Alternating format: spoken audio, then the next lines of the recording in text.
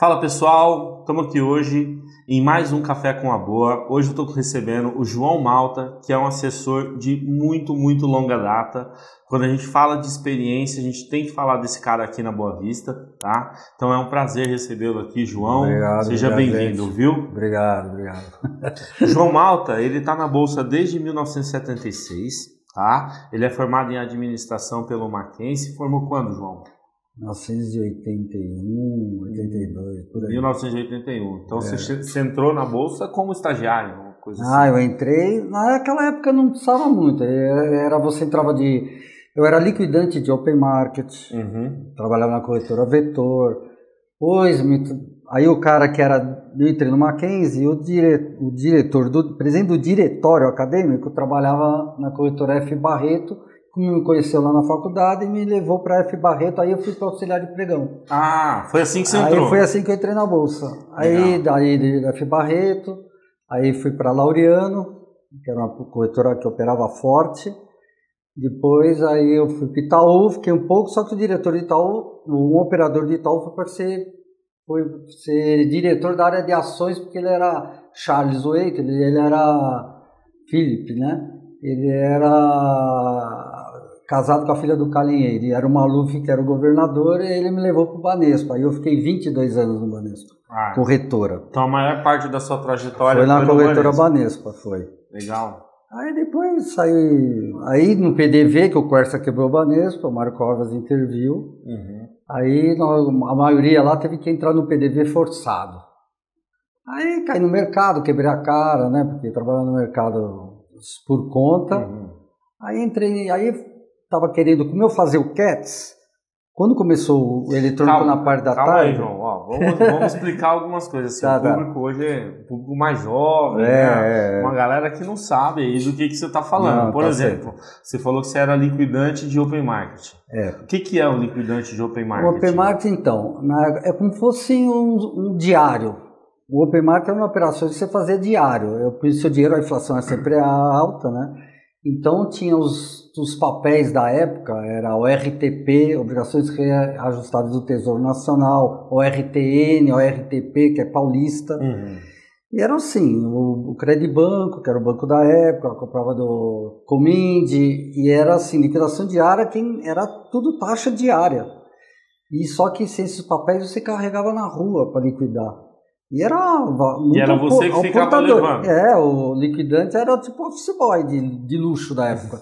Aí você carregava, inclusive na Calispa, que tinha a Calispa, que eram as ações, era tudo na mão, tudo no portador. Que o pessoal não sabia que o pessoal carregava uma fortuna. Mas o cara roubava você na rua, ele ficava com as ações para ele, porque não tinha registro de nada, o cara carregava na mão. Na mão. E era aqui tudo no centro. Então, o nome bonito, que é liquidante de Open Market, é um nome bonito para Office Boy. Na verdade era porque isso mesmo. Você pegava do comprador a calma. Ia liquidar, quando eu liquidava o financeiro, tinha que levar os papéis. Levar os papéis. E era só cheque, tudo administrativo de cheque. Você ia entregar cheque lá na Paulista, SN Crefsul, que era lá em Chalma.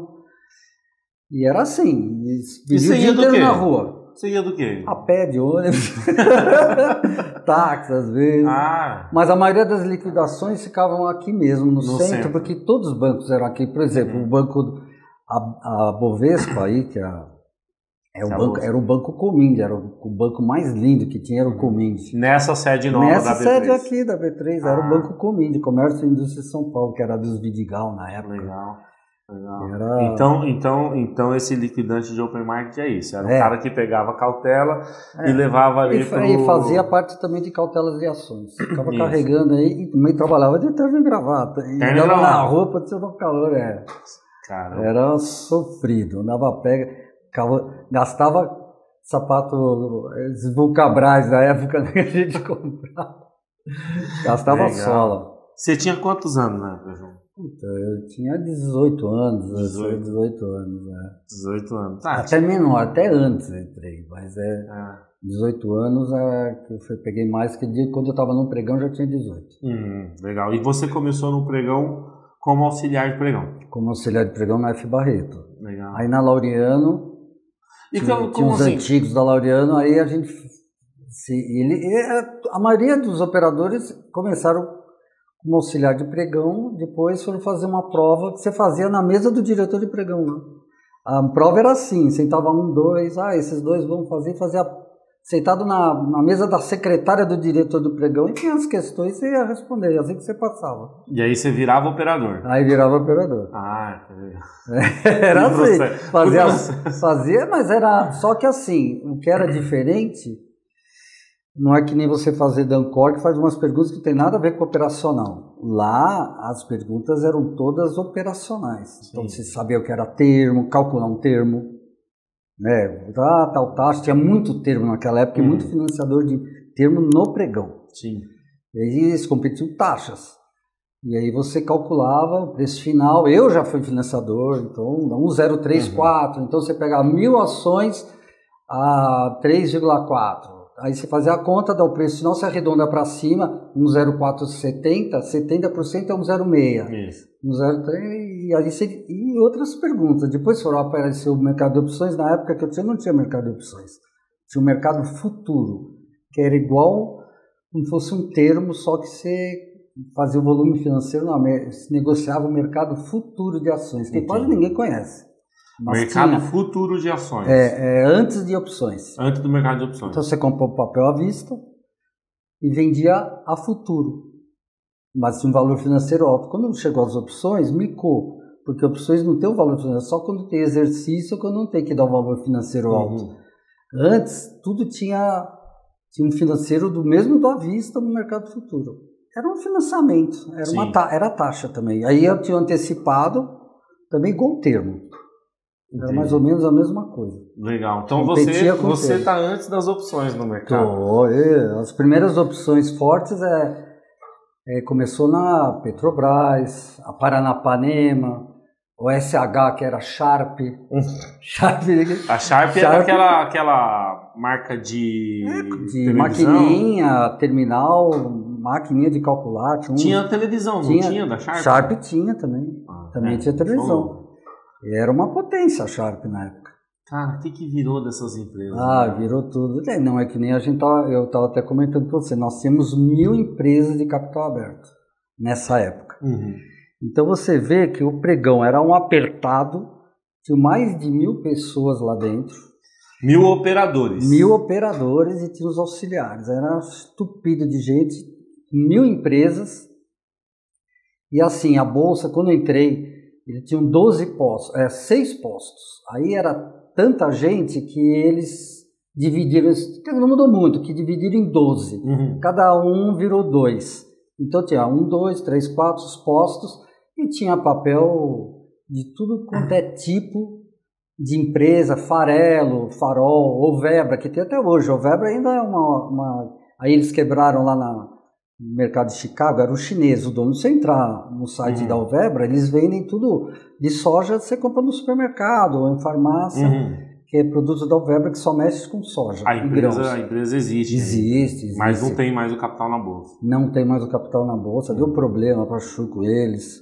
Eles quebraram, mas acho que depois eles foram se levantando e hoje se entrar lá, você compra produto de soja e produto de soja bem saudável, porque tem uma saída boa. Legal. Mas tinha tudo, tinha empresa, Fábrica Nacional de Vagões, a Ingesa, que era de coisas militares, mas você comprava o Jeep Ingesa, o motor diesel, tipo um Jeepão. Não, era um Jeep bom.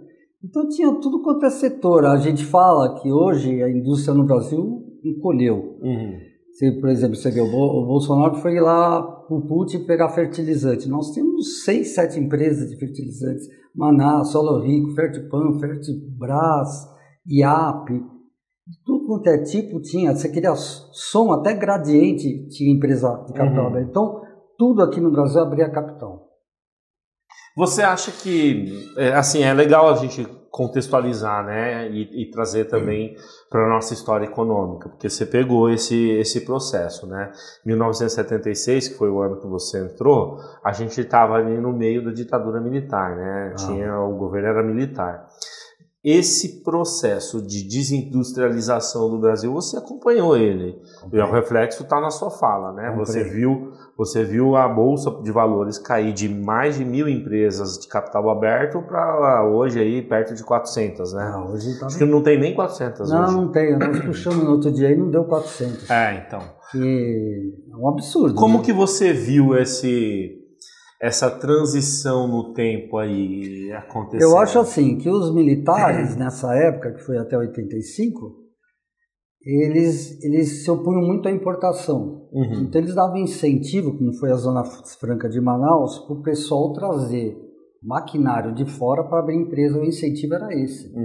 Então você podia importar para investir no país. Então, por isso que todo mundo... Então, você pegar setor de siderurgia, tinha N siderúrgica Tubarão, siderúrgica Guaíra, siderúrgica Rio Grandense, tinha uma penca, Aços Vilares, Indústrias Vilares, Acesita. Então, tudo, os maquinários, a gente tinha tecnologia, vinha tudo de fora, e eles montavam as empresas e abriam capital aqui.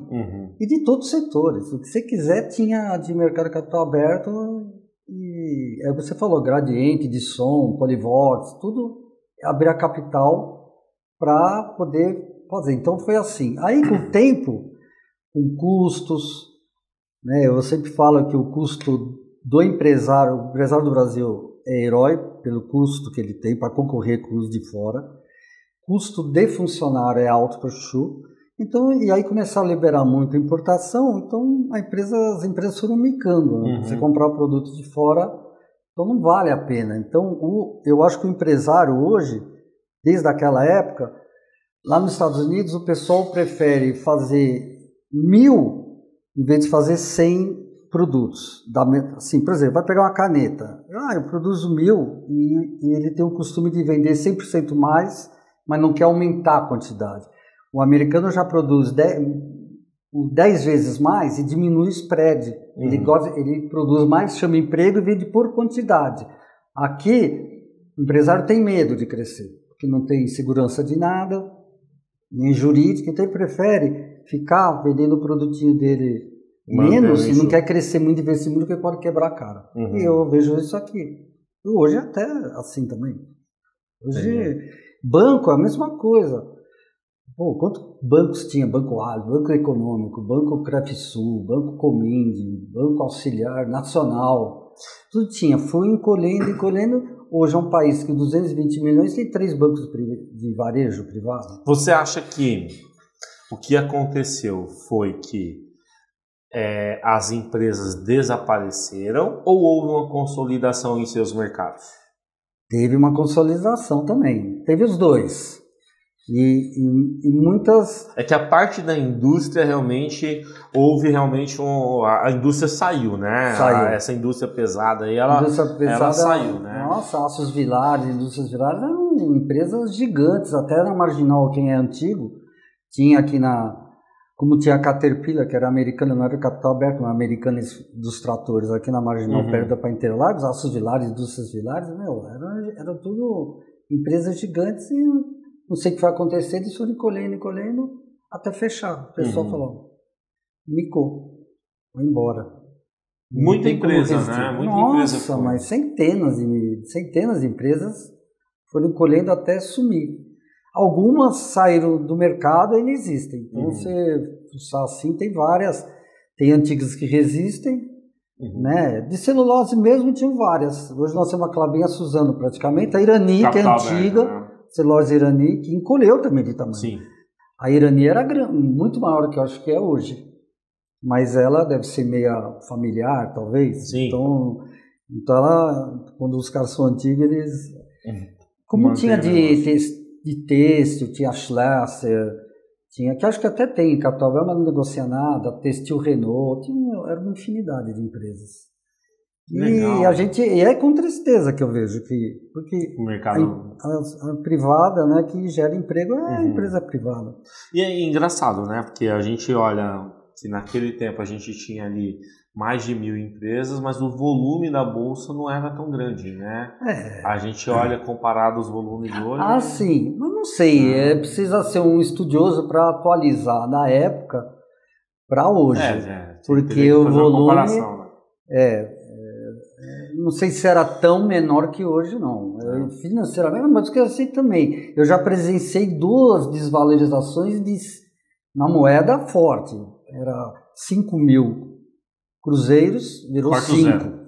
Depois teve outros 5.000 cruzeiros que também virou 5. Você pegou todo esse momento de inflação do país. Cruzado, né? Depois do real. Todos os planos, a inflação era, na época do Sarney, o pessoal até estende tapete para ele, nunca fez nada de bom nem para o estado dele, foi 3 vezes presidente do Senado, nunca vou me estender na política, mas nunca fez porra nenhuma pelo país, entendeu? Então, a inflação era quase 20% ao dia. Você queria comprar um carro, no dia seguinte, no supermercado, os caras remarcavam. Tinha mais remarcado. Na maquininha. Era coisa de doido, né? Você sabe que uma coisa que eu quero comprar, cara, eu quero achar aqueles broches que eram os fiscais do Sarney. Que eu acho aquilo uma coisa incrível. Fiscais do Sarney. Que o pessoal ia no mercado para dedurar. Mas hoje, uma loucura. Mas hoje, pelo menos nisso, hoje eu acho que aqui o povo não cai mais nessa. Não cai. João, você trouxe, eu tô vendo que você trouxe os negócios para mostrar. Uma crachá, que são isso aí? Isso aqui era um inferno. BMF. Você operava DI futuro, você dólar operava? Futuro, operava. Fiquei 2 anos nisso aí. Esse aqui é o crachazinho de entrada lá de acesso. Quando virou Santander, eu ainda estava lá no Santander, aí, né? Aqui, ó. 027 era a corretora. A corretora Banespa. Banespa. É o número da corretora Banespa. Que legal. Que hoje é o 27 é o Santander. O 27 é o Santander. Se pegar aí na plataforma, 27 é o Santander. É verdade. É o mesmo número. Esse aqui é o da Bovespa. Da Bovespa. Então você operou também na BMF e na B3. Os meus últimos 2 anos, B3, não, na Bovespa, eu praticamente eu fiquei na BMF. E eu cobria os operadores lá, entendeu? Porque eu tinha o cargo de gerência, então quando eles faltavam eu tinha que ir lá. E eu ficava lá na BMF e olha... É muito punk, a roda aqui não tem aqui da BMF. Primeiro que era um nível mais baixo assim, do pessoal lá. E era muito... Você pegava e já... Porque quando eu entrei na bolsa não tinha sem fio. O pessoal ainda. da BMF vai te comer. Mas era muito punk. O pessoal que trabalhava sabe. O pessoal... Quando eu entrei não tinha telefone sem fio na bolsa. Tinha uns corredores lá, que eram as cabines, o pessoal levava aquela penca de ordem de compra, de venda, você separava o que era mercado, o que não era mercado, e fora que tinha aquele relógio, toda hora tinha que carimbar no relógio, por ordem, e para distribuir as ordens. Você às vezes saía meia-noite e não batia o movimento, porque tinha que bater, a bolsa só fornecia um mapa de compra, o total que a corretora fez na compra e o total de venda. E você fazia uma operação e destrinchava em 100 clientes, uma operação, por exemplo, a Banespa comprava ações do próprio Banespa, as prefeituras mandavam vender um monte, porque a gente atendia tudo quanto é prefeitura, ações da CESP, que as prefeituras recebiam de pagamento de alguma coisa. Aí eram 100 clientes vendendo, juntava tudo e dava um direto. Fora o direto, que eu vou contar a história depois do direto, nem sei se vai dar tempo. O direto é a operação que tem hoje aqui, que o mercado está 1 com 2, você passa o direto a 1 ou passa o direto a 2. Isso. Lá os caras interferiam na roda. Então você ia lá passar um direto a 31, aí vem aqueles caras de outras corretoras, paga 32, paga 33, aí você tá no mercado, você não largava o papel porque você não queria perder o direto, era uma dava briga, e você falava pros caras, eu vou passar o direto. Ninguém vai interferir, como todo o pessoal que fica lá, não, aí você passava o cara vinha interferir. Você dava uma telefonada, na época já era dos telefones, você ficava na linha pros caras, mas quando não era no papel, não tinha telefone, dava briga. Mas, na verdade, os meus maiores amigos são todos todo mundo que você a gente se reúne, você vê aí, eu posso. Sim, que legal. E era assim, por isso que eu falo assim, que o pregão no começo só tinha 3 horas, porque para bater o movimento, às vezes ficava lá 11, meia-noite. Isso é um detalhe importante, né? Porque era tudo na mão. Cada ordem de cliente você tem que calcular na mão, 1.333 a 14,27, põe lá o financeiro. Dá o financeiro. Depois tem que somar aquele 500 horas de conta, que tinha que bater com o mapa da bolsa. 1 centavo da diferença tem que refazer tudo. Por isso que todo mundo só tinha 3 horas. Entendi. Então o pregão funcionava por 3 horas. Nessa época por 3 horas. Entendi. Depois de que horas pra frente, das 10 a 1. Das 10 a 1 da tarde. E aí, para bater o movimento que você fez das 10 aí saiu o mapa às 2, aí saiu para almoçar, aí saiu o mapa da bolsa às 2 e tinha que subir para casar todas as ordens uma por uma. Bater o movimento. Para bater o movimento, ficava... Isso eram os operadores todos que faziam. E os auxiliares. Era o pessoal, era o mesmo pessoal que estava no pregão, subia para o seu... À tarde, para não ficar cozinhar o galo, né? O pessoal falava, punha a gente para fazer isso tudo. E quando não dava, a gente queria matar. Você que errou a sua, você que destrinchou a ordem da operação errada. E queimava o cabelo. Isso aí. Então o pessoal era bom de matemática. Tudo na maquininha. Aquelas Sharpzona grande, com um vídeo desse tamanho já era digital. Se você bater, tinha que fazer conta e adotar. Aí depois depois dos anos, começaram a fazer o à tarde, 2, 3 horas à tarde, que começou o eletrônico que chamava o CATS. Isso, agora você explica o que é o CATS. O CATS era um sistema que a gente usava a plataforma da Scopus, que também tinha capital aberto, Scopus. Então os terminais eram os mais modernos. E o Rio, que também tinha já à tarde, na época não era a Bolsa do Rio era uma coisa, a Bolsa de São Paulo era outra. Eles usavam aqueles terminais IBM com umas letrinhas verdinhas, que era o sistema carioca. Aqui a gente usava o Scopus. Depois só agrupando, né? Acontecendo tudo, e aí virou oficial horário, virou tudo no mesmo horário à tarde, aí já era um pouco mais de tecnologia para bater movimento. Já ajudava melhor, aí foram aumentando o tempo da bolsa. Entendi. Então, se sobrasse tempo para o operador, aumentava o pregão.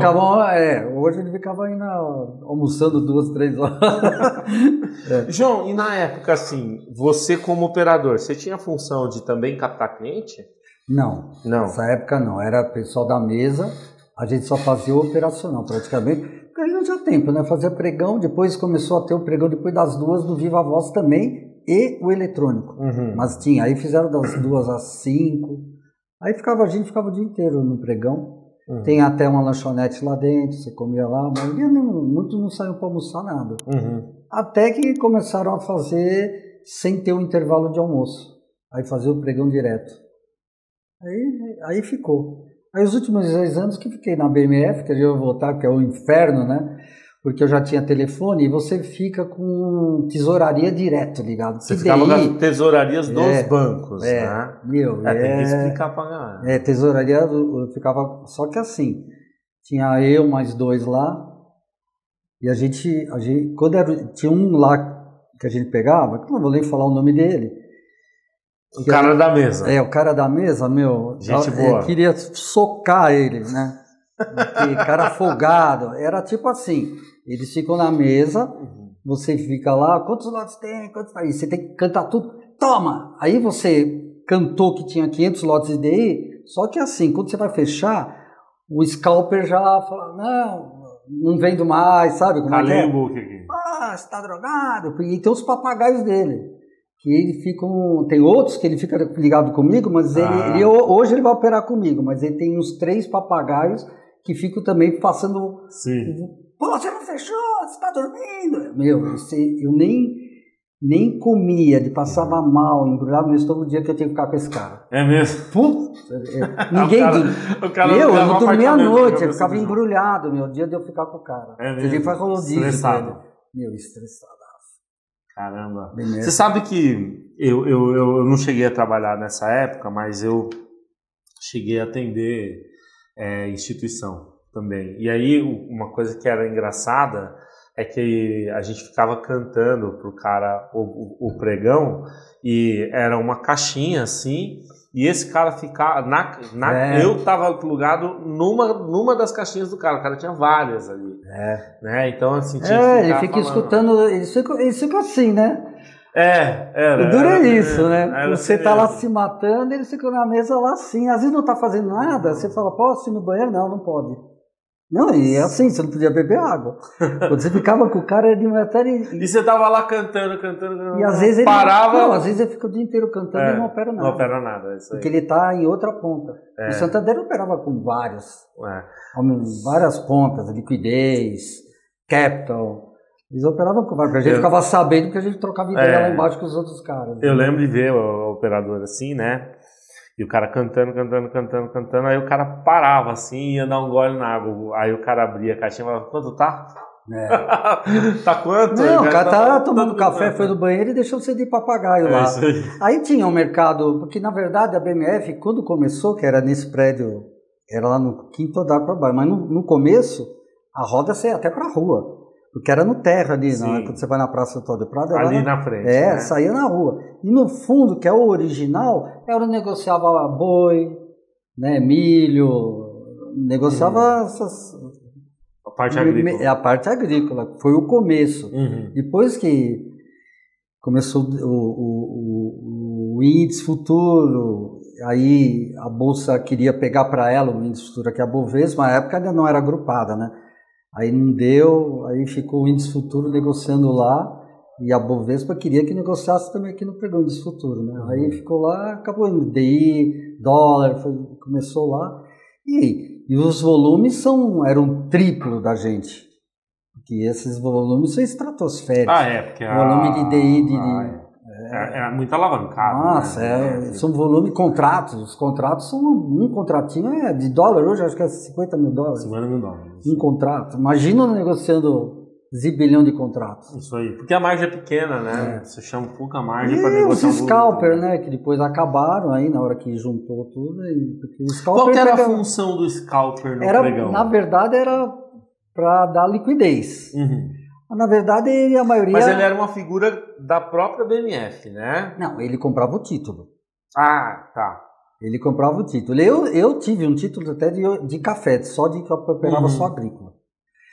Depois eu vendi, porque eu também perdi dinheiro na bolsa, e eu vendi, né? Fazia muita operação, né? Aí vendi, mas o scalper, o pleno, ele operava tudo. Podia ir para agrícola, uns crachás azuis até.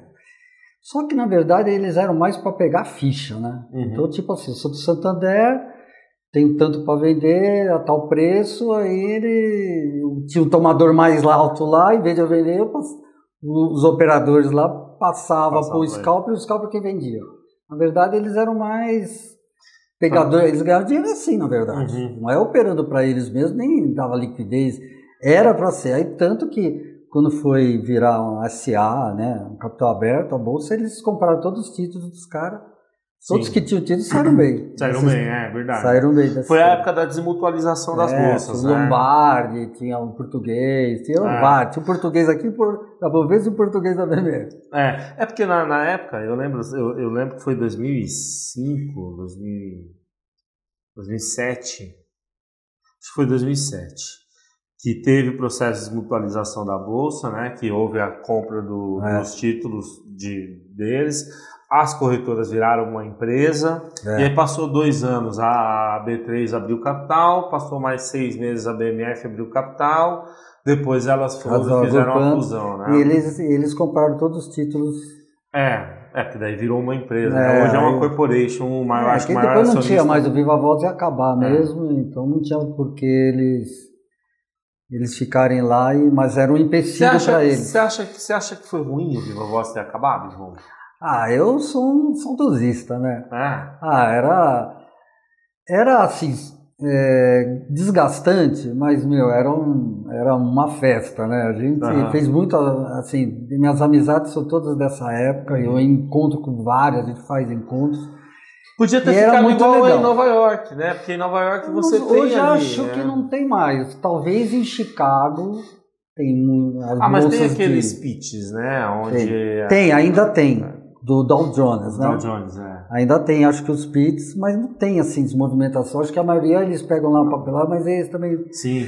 Mas talvez, eu não acompanho mais, talvez na Bolsa de Chicago tenha alguma coisa, porque as rodas de café lá, pensa numa roda de gigante, essa parte lá nos Estados Unidos era gigante. Hoje eu não sei como é que está funcionando mais, eu acredito que não tenha mais Viva Voz lá também. Porque esse nosso aqui foi um sistema que não veio nem dos Estados Unidos, acho que veio da Europa. Da Europa, o nosso. Esse de eletrônico. Começou aqui, mas não tem jeito. Mas dá dó, porque vários perderam emprego, quem subiu para a mesa, quem se atualizou e subiu para a mesa, mas a maioria foi trabalhar em outras coisas, não se formar em coisas. Eu ia te perguntar isso, né? Depois que houve esse processo, assim, Para quem trabalhava no pregão, no chão do pregão, foi uma mudança muito grande, né? Foi.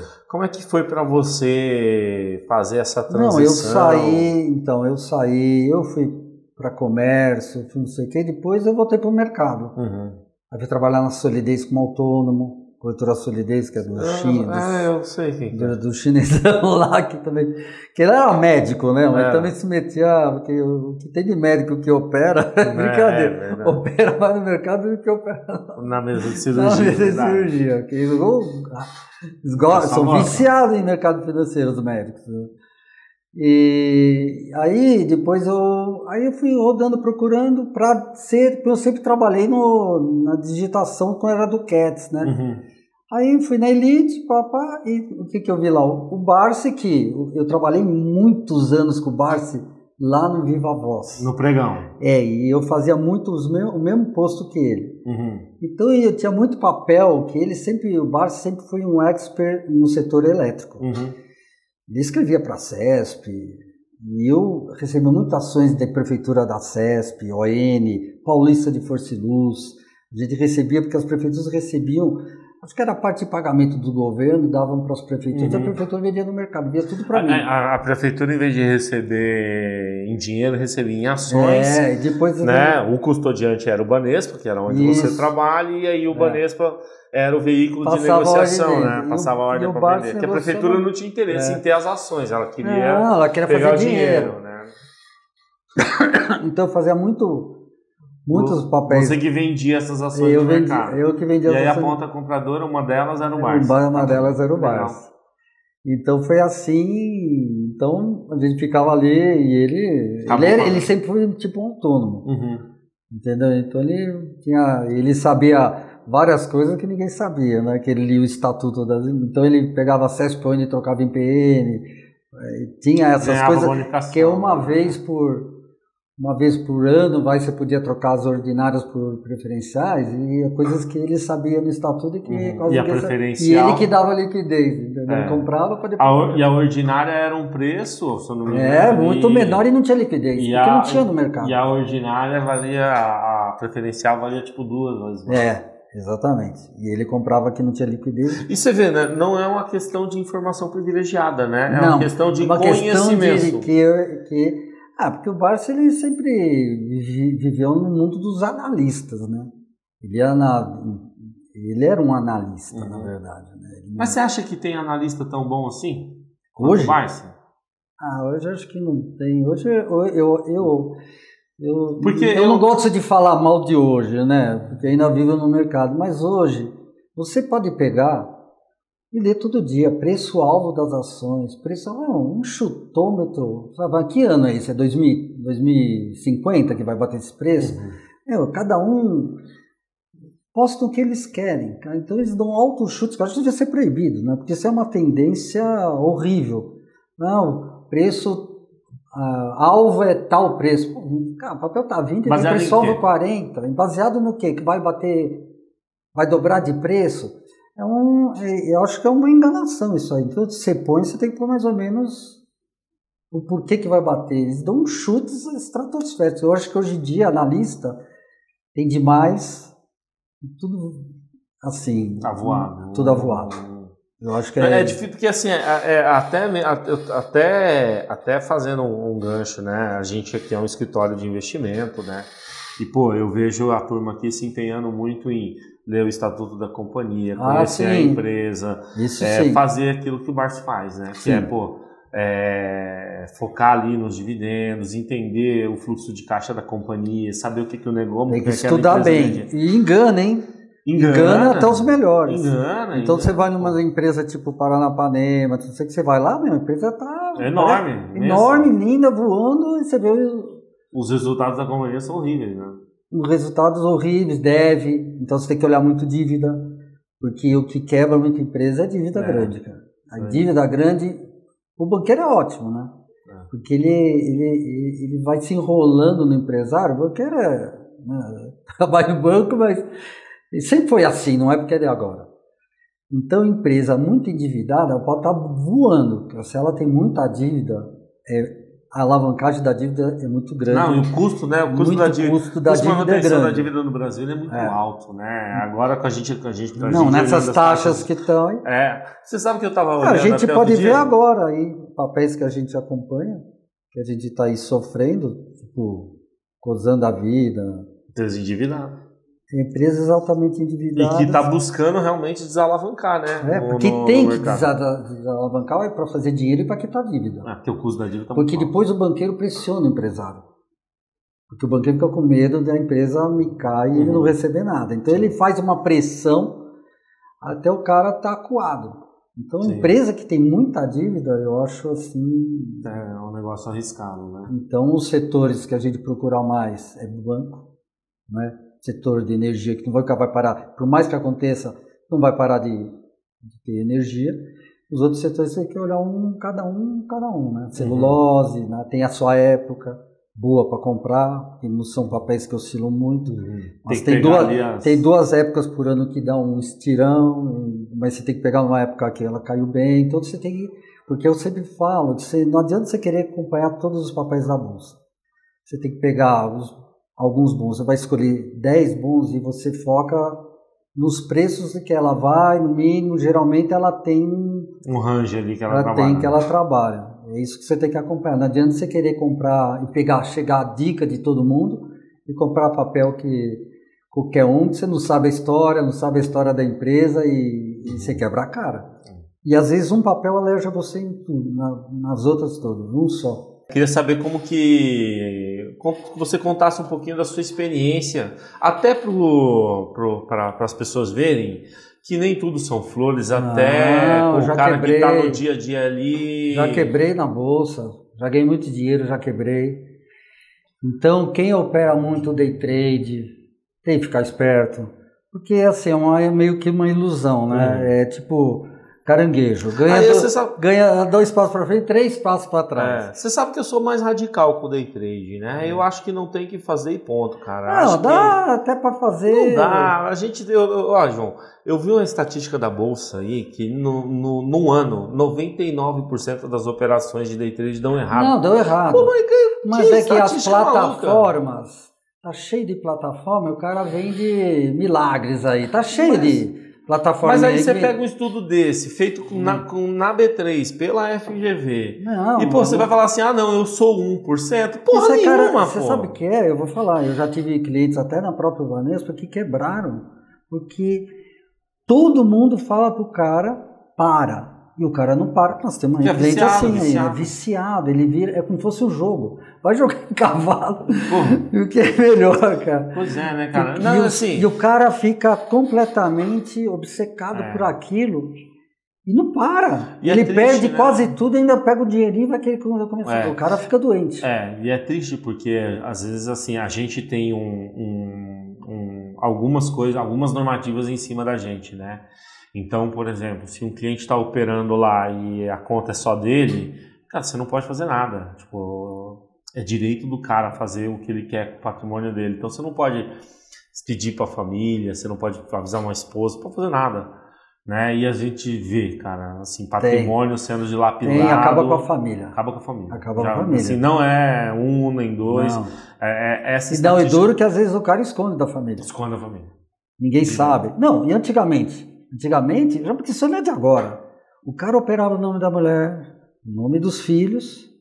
Sujava tudo porque naquela época não tinha essa auditoria, não tinha esse compliance, não tinha nada. O cara abria a conta no nome dos filhos da mulher, operou a mulher, quebrou a mulher e ela nem sabe. Por isso que hoje... Quando ela vê, tá com o nome sujo na rua. Na hipoteca, esse compliance todo veio da hipoteca, quebrou muita gente. Quando a hipoteca era assim, a ação do Citibank era $50, veio por $1. Só não quebrou porque o governo segurou a marca, o governo americano, do Citi. Hoje deve ser $200 de novo, mas, quebra qualquer um. Eu mesmo quebrei papel, a própria Embratel, era $50 e para $1. Uma empresa era dona, lá nos Estados Unidos, da Embratel, quebrou. Entendeu? A empresa quebrou lá nos Estados Unidos. Eu esqueci como é o nome da empresa, quebrou. Você falou que quebrou, né? Quebrou na bolsa. Que tipo de operação você fazia? Muito termo. Maranhão precisa muito termo. É uma operação super delicada para fazer. Você pode fazer termo se você tiver o dinheiro para depois comprar o papel. Porque geralmente o pessoal... Nós já tivemos exemplo aqui também, né? Termo, você tem que pôr o quê? 1/3 da sua carteira fazer no máximo em termo. Mas tem gente que, assim, como o termo dá para você se alavancar, tem cara que faz 50%, 60% do valor da carteira. Se vem o termo para baixo, quebra o cara.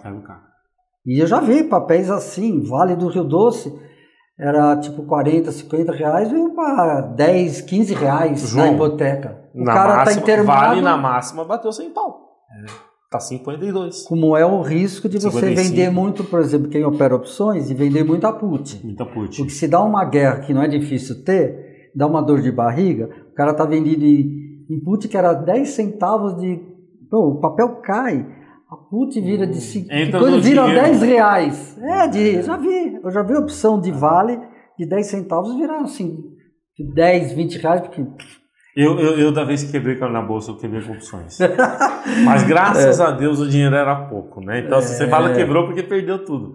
Mas era pouquinho, coisa de 6, 7 mil reais. E você tem que fazer opção, você tem que fazer ou com o papel na mão e você lança, entregou, que é o que eu faço até hoje. Eu compro papel, às vezes o papel não é tudo, mas eu vejo que está no preço bom, eu ponho e já lanço call em cima. Se eu perder, entrego. Sim. Entendeu? Então eu tenho opções, por exemplo, caixa, é o papel que eu gosto, caixa de seguridade. Eu tenho opção lançada de 19 e pouco, que é para o final do ano, é para dezembro. Qual? É de 19, o papel está 14. Se for para 19, 20, pau, eu vejo se vale a pena entregar. Sim. Então eu lanço assim, que são gordas até, mas tem um strike grande.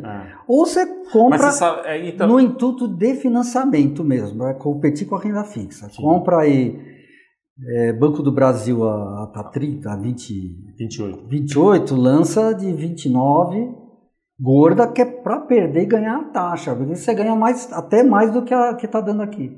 Mas aí você quer e vende a gorda, que é para dar exercício mesmo. Eu quero perder, porque aí eu ganho financeiro. Sim. É isso que você tem que fazer. Para você ver, quando a gente fala dos instrumentos, né, é tudo uma questão de saber usar, né? Exato. Todo instrumento é uma questão de saber usar. Então, por exemplo, a gente tem as opções. Pô, se você vai lançar opções, se você vai lançar uma call, você tem que ter o papel para entregar. Você não tem risco. Se você vai lançar uma put, você tem que ter o interesse de comprar o papel, você tem que ter o dinheiro. Ou você faz uma trava. Ou você monta uma trava, exato. Porque você vai lançar uma call, você acha que não vai subir, você vai soltar uma call mais de baixo, você fala, puta, nesse preço não vai bater. Mas tem que estar sempre protegido. Então você vendeu uma de Brasil de 32, você compra uma de 34. Limita assim, seu prejuízo. Você limita, no máximo você vai perder R$2. Porque aí você vai acionar o vendedor. Se você acredita que vai cair, ou vice-versa, você acha que é ao contrário, você faz ao contrário. Mas é que quando você faz a venda, você quer receber aquele todo, você não quer gastar o dinheiro da compra. É isso aí. Então, mas o certo é fazer travado, porque você vai perder R$2. Então eu acho que a questão dos derivativos é tudo uma questão de saber usar, né? Mas a questão do derivativo é assim, é aquilo que eu tava falando. Mas são poucos que operam derivativo, né? Tem, a maioria aqui, quer ficar quietinho no papel, aqui né? Tem bastante foco. Porque o cara que opera opções, ele é um viciado em opções. Então ele é um trade ali, né? Ele é um cara que é uma doença para ele, entendeu? Ele já é um jogador. Ele já não é nem investidor nem nada. O cara que só opera opções, ele é um jogador. É um cara que consegue, ele perde a noção das coisas, entendeu? Ele começa a ficar, entendeu?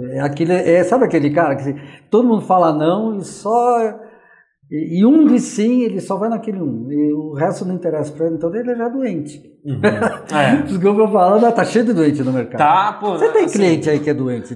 Porque assim, a gente não pode fazer nada, porque no final do dia... A gente orienta e ele é teimoso. No final do dia o dinheiro é dele, né? E tem toda uma regra de compliance. E se você ainda fala que não vai fazer, ele acaba de reclamar na CVM que você não tá deixando. Exato, a gente tem inclusive a obrigação de acatar as ordens. Tem, exatamente. Né?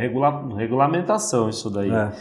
O ponto é que quando eu falo de, por exemplo, o termo, Pô, cara, é um instrumento muito bom para você usar. Não, Só que tem que ser usado da maneira certa. E nas taxas de hoje não vale a pena você fazer um Não, termo. eu tava até olhando, você sabe Quando que... era 2%, 3% na gestão passada, que tinha uma época que era 2, 3%, aí você faz um termo de um ano, não pesa. Não pesa, isso aí. O custo do termo, Custo, né? meu, agora você faz um termo mais de 1% ao mês, meu, você compra papel, põe 12% em cima, esse papel caro então é uma paulada. Tá, paulada. Vai perto de 50 pau, põe 15, 16% em cima, cara, o Isso papel mesmo. come R$7. R$7. Cara, não dá para entrar num... Tem que acreditar Não dá, muito. não dá. Só se você tiver informação Tem que acreditar privilegiada, é muito. difícil isso aí. Não tem coragem. João, dentro dessa sua trajetória você passou por diversas crises, né? Conta um pouquinho pra gente assim... Eu acho que a pior de todas, para mim, na época, foi da hipoteca.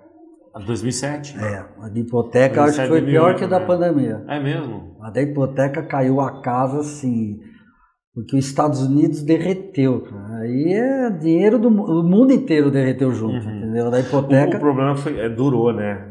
Não, durou muito tempo. Muito tempo. E assim, o governo americano segurou mais. Era para ter quebrado um monte. Deixaram quebrar algumas lá, mas era quebrar. E veio assim, que nem... assim, rapidinho. Tem até aquele filme que é do Christian Bale, que é o cara que já previa isso, aí esqueci. Que é um filme muito bom pro pessoal assistir. Putz, e ele é muito louco, né? Ele é um especulador, aqueles que ficam com o computador, e ele já estava prevendo a quebra, que ele já sabia. A grande aposta. É que os bancos já sabiam que estava... Porque assim, para explicar mais ou menos, é assim, né? Você tem direito a uma hipoteca, só que você fazia 3, 4, porque eles davam corda para até o pipoqueiro fazer hipoteca. Isso aí. Aí quebrou, porque os bancos queriam ir alavancando, e alavancando... chegou uma hora que o cara olhou para a dívida dele e falou assim, não compensa eu pagar.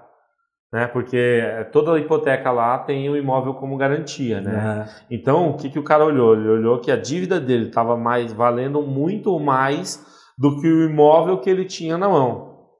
Então ele olhou e falou assim, bom, se o imóvel é a garantia e eu entregando a garantia a minha dívida quita, tá bom, toma aqui. Mas os banqueiros que davam corda pro cara, você ia lá no banco, o cara, pode fazer, porque o gerente lá vai fazendo.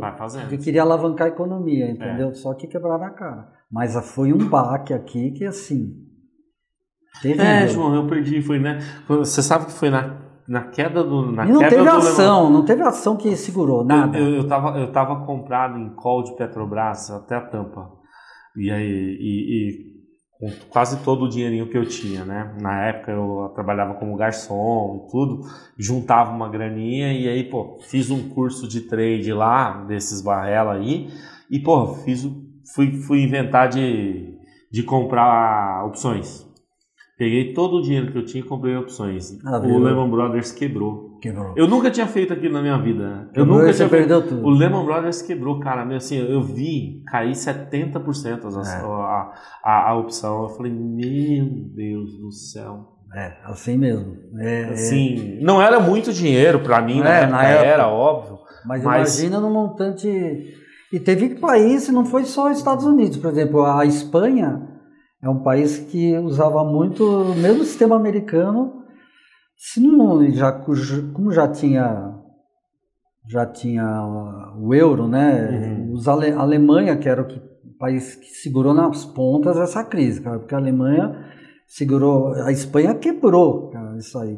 Os alemães, para segurar o euro, bancou a Espanha, porque lá, só que em contrapartida, o governo alemão, tem taxa, sim, vai acabar, porque o espanhol tinha um monte de benefícios, parecia o Brasil, bolsa, eles também tem muito benefício, depois... eles tinham bastante, aí todo mundo teve que enxugar as contas, esses países europeus que...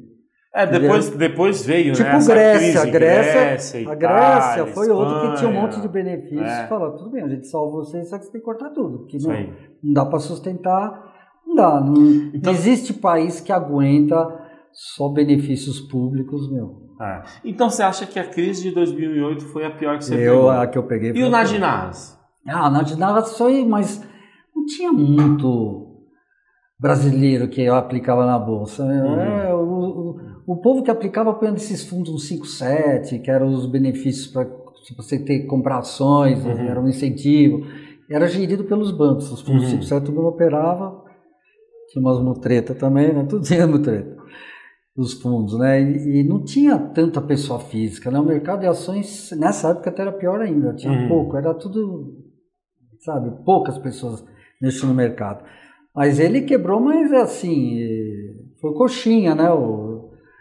Porque ele fazia operações alavancadas, ele tinha, tipo assim, era D3 para liquidar, ele tinha o benefício de liquidar no D4, no D5, a bolsa dava lastro para ele.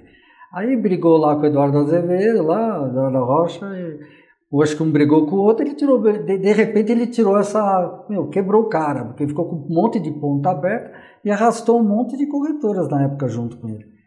Mas foi uma coisa que foi, mas depois passou, assim, não foi tão... Assim, o mercado era muito pequenininho. Esse cara, ele chegou a ter uma posição enorme de Petrobras, não era? Esse cara opera até hoje. Opera, como chama o fundo dele? Eu não sei o fundo, mas ele opera até hoje no mercado. Eu não lembro o nome do fundo. Ele quebrou lá em Chicago, lá, ele deu um tilt lá. Por isso que ele veio pro Brasil. Eu queria entrevistar o Naginara. Isso é uma lenda, esse cara deve ter muita história. Era uma lenda. Eu vi, sabe por que Porque eu vi, não sei se foi aí, o Fernando Henrique já tá bem ruinzinho. Não sei se foi nada do Fernando Henrique. Ele já tá com 92, 93, sim, já tá bem ruinzinho de saúde. Eu fui numa dessas reuniões na casa do tipo do Temer, quem tava ali junto? O Naginara. O cara tá aí. O cara, ele tá meio financeiro. Esses caras não... Legal.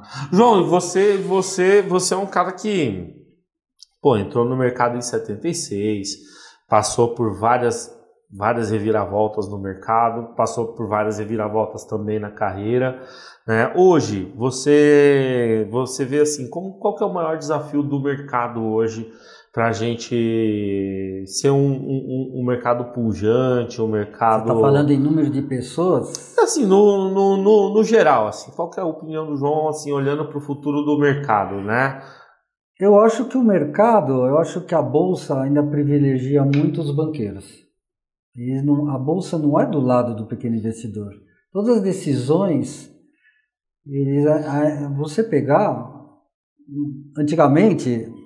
Antes de entrar nos estrangeiros, você tinha um grupinho, né? Então era o Pontual, né? Não, o Pactual ainda não era dessa, tinha o Icatu, Garantia, tinha os bancos os que mandavam no mercado. Sim. Depois quando vieram todos esses JP Morgan, Morgan Stanley, todas essas coisas, eles tomaram conta do mercado e eles, hoje em dia, a Bolsa funciona em prol deles. Eles tipo, você é concentrado.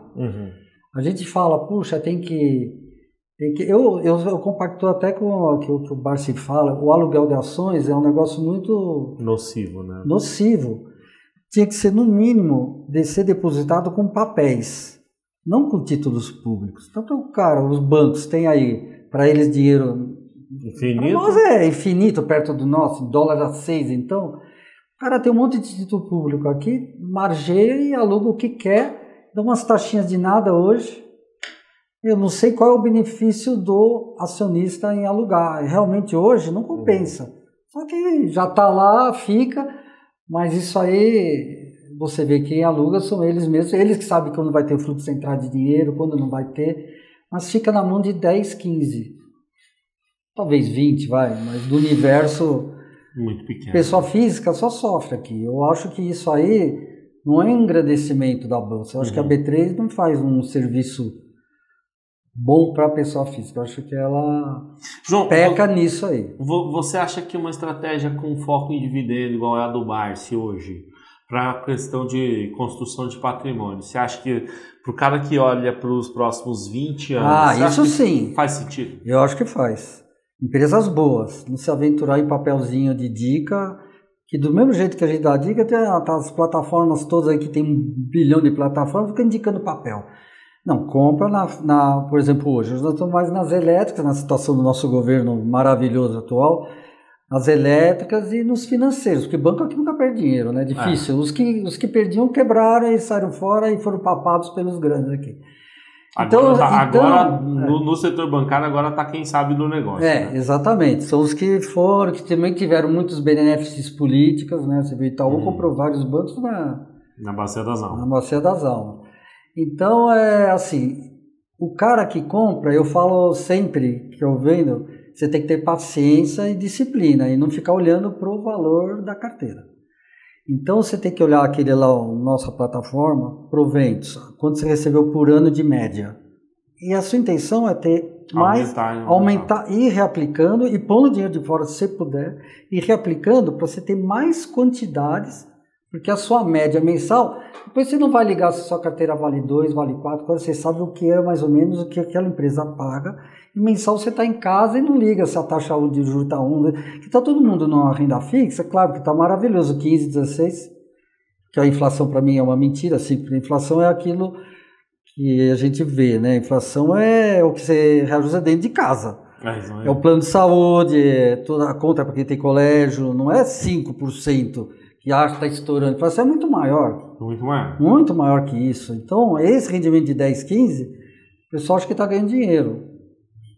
Tudo bem, está remunerando, mas o ideal é você não ter uma inflação baixíssima. Aí sim, mas eu acho que ações ainda, para quem faz isso, depois de 10 anos, 20, ele não está esquentando se a taxa de juros está 2, está 5, se ele... Tem gente que vive de renda fixa, sobrevive com rendimento de renda fixa, muita gente pelo dinheiro. Pô, imagina o sofrimento dele quando a taxa de juros cai para 2. O juro não ganha nada na renda fixa. Se ele tivesse uma pura carteira de ações, ele não está preocupado se está 15, se está 2. Ele está ali se o banco os dividendos. Está preocupado com os dividendos. Porque tem gente que está achando maravilhoso o 15. Nossa, estou ganhando dinheirão, mas não está ganhando. E o dia que vier para 2, 3, aí ele tá chorando, puxa, só tá rendendo tanto. Aí volta para as ações.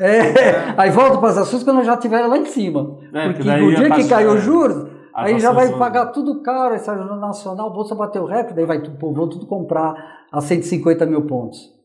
Então você está falando que nesses níveis de taxa de juros, a nossa Bolsa para o investidor nacional está barato. Eu acho que... Claro, os papéis corretos. Né? Eu acho que tá... Eu também acho. Tá barato, eu acho que tá barato. Eu acho que tudo tá barato. Se bem que os mais baratos não são os que pagam tanto dividendo. Tem empresas endividadas em bancos, estão bem defasadas para baixo, mas não estão pagando dividendo. Então eu prefiro apostar nesse setor que a gente falou. Elétrico, e não estão tão baratos, mas dá para comprar. Porque o dia que acontecer alguma coisa de melhorar, a bolsa bomba. Elas amam. Verdade. E assim, o cara que tem paciência tem que comprar nessa época, quando tá barato. Entendeu? O cara que é focado nesse plataforma de ter aquilo no final de 10 anos, 15 anos, mas são poucos que chegam nisso aí.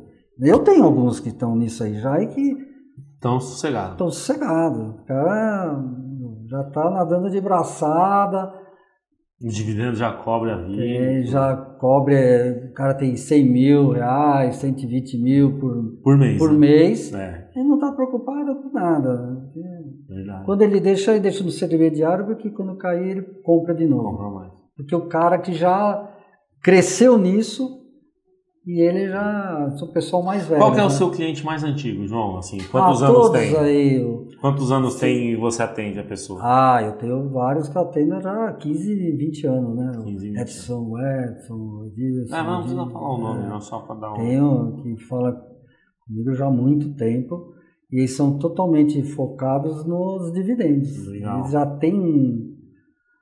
Qualquer dia desse convidar um cliente para conversar com a gente aqui. Um deles vai morar agora lá em Ponta dos Seixas. Que a vida ganha. Que é escritório de advocacia, faz tudo, tem que vir uma vez, já está lá, está construindo lá. Legal. Outro mora também. E tem uma baita carteira de ações. Tem uma baita carteira e já tudo. Então, é que esse já tem tudo 50, 60, tem 60 e pouco, a maioria são antigos. Então eles já estão sossegados, eles querem mais curtir. Tem jipeiro, velho jipeiro. Tem clube de jipe, tá? Isso aí. Mas é isso aí mesmo. A ideia... São assim, os mais light que você pode ver. Eu adoro eles, sabe? Converso com eles. E é outra coisa conversar com eles e conversar com um desesperado. Eles são, Que já passaram por tudo que já passaram na hipoteca, já passaram o crime da Rússia, crise da, sei lá, já está calejado. Já está calejado e sempre não perdeu a linha, entendeu? Então hoje, para eles, o que acontece? Mais uma crise. A idade muda você também. Né? Não, assim, a questão e a idade com dinheiro é melhor ainda. A questão aqui é que assim, é a prova que a gente tem de que o método funciona, de que o cara acredita no longo prazo, fazendo os aportes, comprando mais. Então, é o mais difícil você fazer, é o foco. Ainda mais quando está agora nas taxas que estão, o pessoal reclama, né? Pô, a bolsa caiu 10% no ano e a taxa e o juros subiu 20%. Pô, tô perdendo 20%, caiu 10% aqui. Aí eu falo, não, mas você tem que focar na recompra. Mas tem gente que não entende. A maioria não entende até. Verdade. A maioria é difícil de você explicar. E acho que a renda fixa está dando coisa. Tudo bem. Está dando, mas se for ver mesmo, tudo muda, né?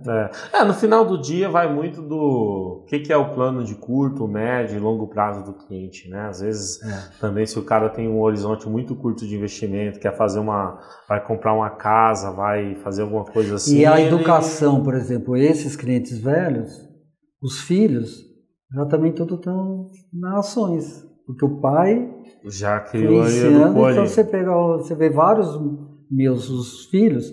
Então tudo já doutrina. Você já está atendendo a segunda geração da família. Já atendendo a segunda geração e ele é a mesma performance. Então uma coisa, você vê que é uma coisa educacional mesmo. Mas você tem que ter às vezes alguém na família, né? É mesmo. Porque senão vai no oba-oba aí do mercado que fica postando preço alto. Criptomoeda e não sei o quê. Criptomoeda. Não comprei a $10, vou comprar $100.000. É isso, sou louco. Posso até estar falando besteira, para 200, né? Porque essa moeda virtual, a tendência é crescer, porque é lavagem de dinheiro no mundo inteiro, de narcotráfico, de tudo. E quem quer esconder dinheiro, tem regulamentação, que é um absurdo. Já está há anos nesse negócio. Tem 30 criptomoedas já. E não tem uma regulamentação direito disso. Quer dizer, isso aí é de propósito, né? Fala a verdade. Não tem rastreamento. Não, isso aí é proposital. Isso aí. E o governo querendo rastrear o Pix da galera. A taxação. João, eu queria agradecer aí pela presença, aqui na casa. pela história. João é nosso assessor aqui de longa data, né? Quando eu falo que a Boa Vista tem experiência, é disso aqui que eu estou falando, né? Tem às vezes a gurizada aqui que sou eu, o André, as outras pessoas mais novas do time, vê uma crise, vê alguma coisa, vai conversar com um cara que nem o João, que traz a gente para a realidade ali, ajuda a gente a se concentrar e a focar, e orienta bem. Eu sempre falo, você não pode ficar de desespero se você tem coisas assim físicas. O problema é você se alavancar em mercado futuro, aí sim, que você se alavancar mais do que você pode, aí sim aí é ruim, dá o caos, porque eu já passei por isso, de alavancagem. Então, não se alavanque o que você 10%, 20% da sua carteira. Aí você tem saída. Quando você se alavanca mais, não tem saída. Tá bom? Beleza. João, obrigado pela presença, obrigado por ter vindo. Pessoal, espero que tenham gostado. Tá? Aproveita para seguir nossas redes sociais, ativa o sininho aqui do YouTube, siga a gente no Instagram também. Aí a gente está à disposição para vocês aí, se quiserem tirar dúvida, entrar em contato, entra lá no site do escritório que a gente está sempre à disposição.